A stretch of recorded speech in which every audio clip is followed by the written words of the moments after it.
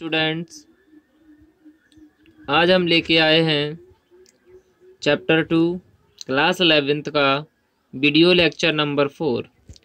पिछले वीडियो में आप लोगों ने पढ़ा था जो रेडिएशंस होते हैं वो दो नेचर्स को करते हैं, एक तो पार्टिकल नेचर, दूसरा वेव नेचर। ठीक है, तो इन्हीं सारी चीज़ों को हम लोग क्या करते हैं अपने इलेक्ट्रॉन पे अप्लाई करेंगे। तो यहाँ देखते हैं ड्यूअल नेचर ऑफ मैटर के बारे में देखेंगे। जस्ट लाइक फोटोन, फोटोन क्या था? बंडल और पैकेट्स थे लाइट के, छोटे छोटे, है ना। Just like photon should also photon electron should also have momentum as well as wavelength.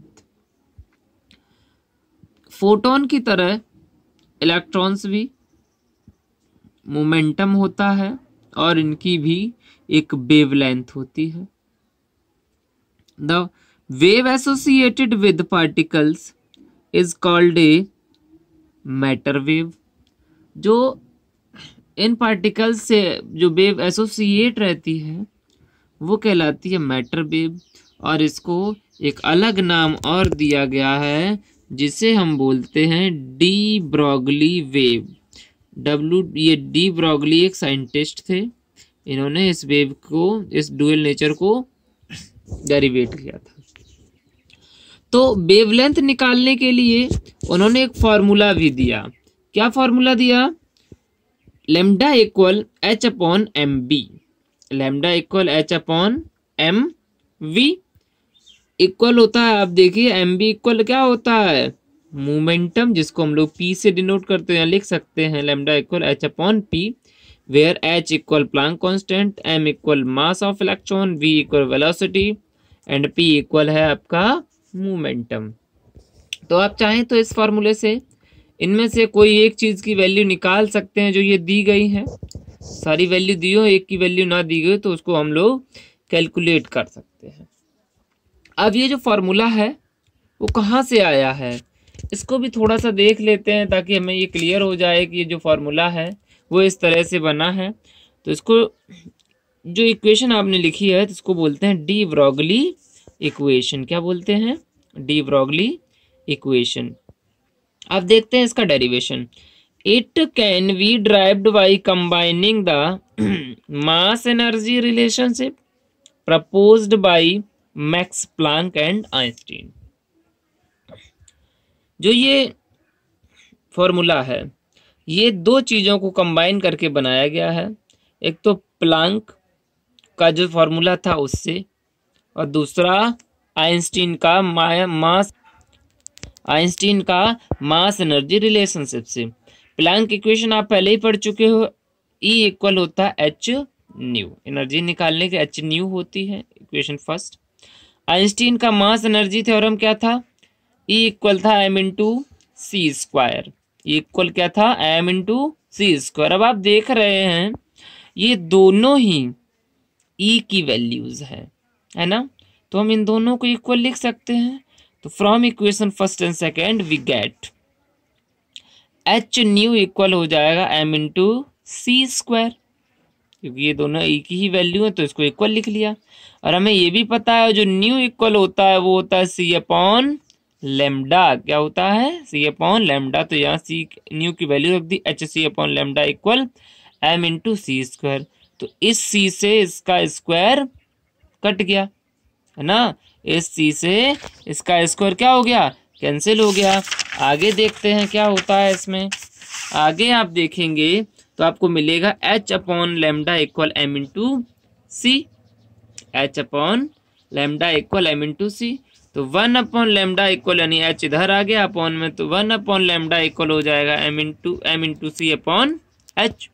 Then इसको इन्वर्स कर दो, रिवर्स करेंगे तो लेमडा इक्वल हो जाएगा एच अपॉन एम इंटू सी। ये है आपका फोटोन के लिए, है ना। किसके लिए है? फोटोन के लिए। हमें निकालना किसके लिए? मैटर पार्टिकल के लिए। तो मैटर पार्टिकल के लिए हम लोग यहाँ पे फोटोन के लिए लाइट की स्पीड यूज करते थे, यहाँ पे वेलोसिटी यूज करेंगे। तो बस को रिप्लेस कर दो सी को वी से, तो आपका लेमडा इक्वल हो जाएगा एच अपॉन एम बी, जिसको बोलते हैं एच अपॉन पी। यहां से हम एक कंक्लूजन देख रहे हैं, lambda equal H upon p, h तो कांस्टेंट है, तो हम बोल सकते हैं lambda is inversely proportional to momentum. क्या बोल सकते हैं? Lambda is inversely proportional to momentum. ठीक है, यानी मोमेंटम अगर बढ़ेगा तो वेवलेंथ घटेगी, और वेवलेंथ अगर बढ़ेगी तो मोमेंटम घटेगा। ठीक है, इसी पे बेस्ड एक न्यूमेरिकल देख लेते हैं। If the velocity of electron in Bohr's first orbit is 2.19 into 10⁻6 metre per second, calculate the de Broglie wavelength associated with it. हमें ये जो वैल्यू दे रखी है वो इलेक्ट्रॉन की वेलोसिटी दे रखी है। क्या दे रखा है? v की वैल्यू दे रखी है। निकालना क्या है? लेमडा निकालना है। We know that mass of electron क्या होता है? 9.11 इंटू 10⁻31 किलोग्राम। और h की वैल्यू, प्लांक कांस्टेंट की वैल्यू, h इक्वल होता है 6.626 या 36 भी बोल सकते हैं, इंटू 10⁻⁻34 जूल सेकेंड। ठीक है, इसको देखने के बाद हम लोग यहाँ से वैल्यू लगाएंगे। फॉर्मूला है lambda equal H upon m B, तो वैल्यू रखेंगे। लेमडा इक्वल हो जाएगा एच की वैल्यू 6.6 इंटू 10⁻⁻34, एम की वैल्यू है आपकी 9.1 इंटू 10⁻31 माइनस का इंटू 2.19 इंटू 10⁻6। वैल्यू रखने के बाद जब हम इसको सॉल्व करेंगे तो आपका आएगा 3.32 10 मीटर। ठीक है, अब क्या करेंगे इस 10 मीटर को, ये तो एंगस्ट्रॉम होता है वैसे, अब जब पॉइंट को हम कहाँ ले जाएंगे, इसको दो जगह यहाँ हटा देंगे, 10⁻12 हो जाएगा, और 10⁻12 इक्वल होता है पिकोमीटर। किसके इक्वल होता है? पिकोमीटर के। ठीक है, तो इसको हम लोग लिख लेते हैं 332 पिकोमीटर। तो आप लोग इसको थोड़ा सा देख लीजिए एक बार फिर से। ये न्यूमेरिकल अच्छा न्यूमेरिकल था, इसी पे बेस्ड इसी तरह के न्यूमेरिकल आपको आगे भी मिलने वाले हैं।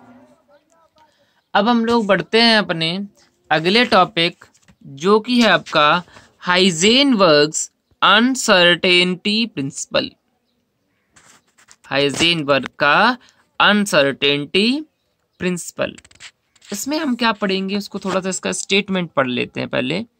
According to the principle, it is impossible to determine simultaneously the exact position and exact momentum or velocity of electron। इसका मतलब है कि हम लोग किसी भी इलेक्ट्रॉन की एग्जैक्ट पोजीशन, यानी वो किस जगह होगा, और एग्जैक्ट वेलोसिटी, दोनों को एक साथ डिटरमाइन नहीं कर सकते हैं। क्या नहीं कर सकते हैं? इलेक्ट्रॉन छोड़ो, कोई भी मूविंग बॉडी है, अगर उसकी हम लोग आपसे कहें कि अगर कोई बॉडी मूव कर रही है तो बताओ इस समय पे वो कहाँ होगी, स्पीड क्या होगी, उसमें अगर टाइम, तो दोनों चीजें हम एक साथ डिटरमाइन नहीं कर पाएंगे, है ना। तो यहाँ पे इसको मैथमेटिकली रिप्रेजेंट करते हैं delta X into delta P x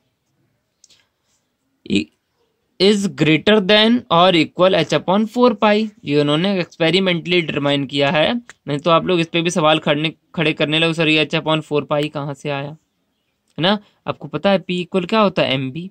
तो delta X into delta M V X is greater than और equal H upon 4 pi. Delta X into delta V X is greater than और equal H upon 4 pi M. ये आपका मिल गया यहाँ से आपको main formula. क्या मिल गया आपको? Main formula. अब यहाँ देख लेते हैं, डेल्टा एक्स इक्वल क्या है? अनसर्टेनिटी इन पोजीशन, यानी उस समय उसकी पोजीशन कहाँ होगी वो उसकी अनसर्टेनिटी है। और पी एक्स और वी एक्स क्या है यहाँ पे डेल्टा में? अनसर्टेनिटी इन मोमेंटम और अनसर्टेनिटी इन वेलोसिटी। ठीक है, तो ये चीज आप लोग एक बार फिर से देख लीजिए, थोड़ा सा अजीब लग रहा होगा इस स्टेटमेंट को सुनने में। इसको ध्यान से रखिए। और यही स्टेटमेंट है जो उन्होंने ओरिजिनल स्टेटमेंट दिया था और यही आपकी बुक्स में दिया रहता है। काफ़ी अच्छा इसका फ़र्क पड़ेगा अभी आगे जाके, बहुत सारी कैलकुलेशन इसी से होंगी। तो मैं चाहता हूँ कि इसको आप लोग अच्छे से प्रिपेयर करें। चलिए देख लेते हैं इस पे बेस्ड एक न्यूमेरिकल को। A golf ball has a mass of 40 gram and a speed of 45 metre per second. यहाँ ये आप देख रहे हैं ये काय की वैल्यू हो गई, m की, ये किसकी वैल्यू हो गई, v की। If the speed can be measured with in accuracy of 2%, calculate uncertainty in position. तो 2% एक्यूरेसी है तो अनसर्टेनिटी इन वेलोसिटी क्या होगी, केवल 2% सही नापी गई, बाकी उसमें अनसर्टेनिटी है। तो देख लेते हैं इसको। तो इसको अनसर्टेनिटी इन वेलोसिटी क्या होगी 45, 2% मतलब 2/% मतलब 100, आपका आ जाएगा 0.9 मीटर पर सेकेंड। ये रही वेलोसिटी की अनसर्टेनिटी।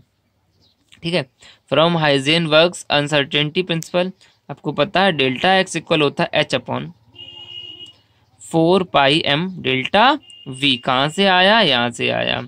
यहाँ देखिए डेल्टा एक्स इक्वल 4πm और ये डेल्टा v इसके साथ में आ गया यहाँ इस फॉर्मूले में, क्योंकि हमें डेल्टा एक्स की वैल्यू कैलकुलेट करनी थी।